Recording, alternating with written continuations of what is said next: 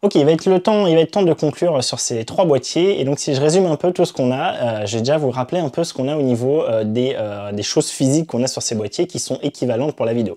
Déjà, donc les trois boîtiers au niveau résolution et fréquence, en tout cas en 4K, en Ultra HD, ne vont pas, on va pas avoir de différence. C'est-à-dire tous vont permettre d'aller en 4K, en Ultra HD, 30 fps.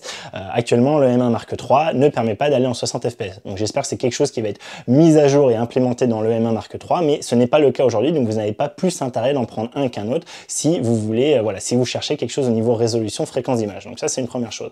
On va avoir quand même, enfin, sur tout ce qui est justement port, etc., on va avoir des choses très équivalentes. Au niveau de l'écran, déjà, au niveau de l'écran, les trois sont sur rotule. Donc moi, c'est quelque chose, je vous l'ai dit maintenant, qui est indispensable pour moi. C'est pas forcément le cas pour d'autres, mais vraiment, voilà, moi, je veux un écran sur rotule et ces écrans sont pour moi les mêmes. Je crois que j'avais regardé que c'est le cas, mais en tout cas, moi, à l'usage, en extérieur, etc., j'en ai pas un plus lumineux que l'autre, j'en ai pas un qui reflète moins que l'autre, j'en ai pas un qui est plus résolu que l'autre. Les trois me semblent tout à fait, quand je les mets côte à côte, c'est les mêmes pour moi. Donc sur l'écran, vous n'avez pas intérêt de prendre un boîtier plutôt qu'un autre. Sur l'EVF, par contre, ça va être différent. Si vous êtes habitué à avoir tout le temps l'œil dans le viseur, là, le M1 Mark II et le M1 Mark III sont meilleurs. Ils ont un meilleur viseur, très clairement, qui est très lumineux aussi. Celui de le M5 Mark III aussi est lumineux, mais il est un peu plus petit, il est un peu moins confortable. Donc je vous conseillerais, si vous êtes tout le temps l'œil dans le viseur, de plutôt passer sur le M1. 2 ou 3.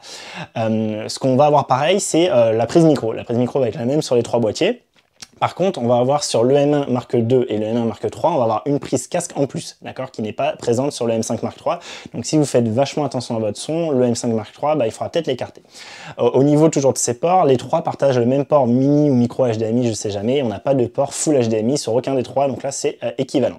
Au niveau du son, je reviens sur le son, le M1 Mark III et le M5 Mark III vont proposer un niveau, une qualité sonore meilleure avec du 96 kHz 22 bits, si je dis pas de bêtises, contrairement à l'EM1 Mark II qui va ne proposer que du 48 kHz 16 bits. Donc voilà, si vous êtes si le son est quelque chose de très important pour vous, ça peut être quelque chose de déterminant. Moi, je vous avoue, je sens pas particulièrement la différence, j'entends pas particulièrement la différence. Je suis pas assez bon là-dedans peut-être pour l'entendre, mais voilà, c'est pas déterminant pour moi, mais ça peut l'être pour vous. Au niveau de l'ergonomie générale, et je pense que c'est vraiment là que va se distinguer le M1 Mark III de ses deux rivaux.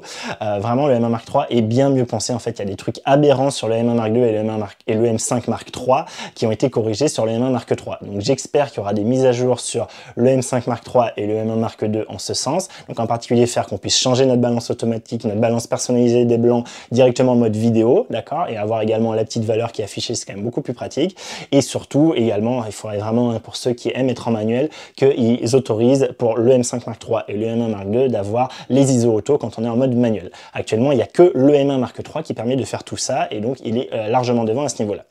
Au niveau stabilisation et autofocus, c'est grosso modo assez équivalent. Je trouve que la stabilisation, alors c'est du ressenti, hein, à vous de vous juger vous-même à ce que j'ai pu vous montrer en exemple, mais j'ai l'impression que le M1 Mark II est un peu en retrait en stabilisation et également un tout petit peu, et c'est pas dit encore, hein. En fait je le vois vraiment plus quand je suis en vue de dessus, quand c'est un suivi de visage c'est assez kiff-kiff j'ai l'impression, mais j'ai l'impression qu'en vue de dessus à l'usage j'ai eu plus de ratés avec le M1 Mark II qu'avec les deux autres. Donc du coup voilà, le M1 Mark II peut-être un petit retrait sur la stabilisation et sur la mise au point. Après en mise au point j'ai l'impression qu'actuellement le meilleur, c'est vraiment la sensation que j'ai de tout ce que mon ressenti général, c'est que le M5 Mark III est devant. J'ai jamais eu aucun loupé avec le M5 Mark III alors que j'ai déjà eu un loupé en condition de tournage avec le M1 Mark III. Donc je pense que ça sera corrigé dans une future mise à jour. Il n'y a pas de raison, hein, le M1 Mark III est plus puissant, donc évidemment que ça va arriver. Le M1 Mark III au niveau autofocus, ça c'est encore de l'ergonomie logicielle, me permet d'avoir le cadre sur le visage et moi c'est très agréable pour être sûr d'avoir mon sujet qui est en train d'être mis au point. Donc ça c'est quelque chose que je préfère également largement sur le M1 Mark III. Maintenant, est-ce que ces petites améliorations logicielles qui vraiment moi niveau ergonomie je trouve sont vraiment très importantes valent le fait de payer plus cher pour le M1 Mark III? Je suis pas certain. Je pense que si vraiment vous faites que de la vidéo, à mon avis, très honnêtement, vous n'avez pas besoin de partir sur la M1 Mark III.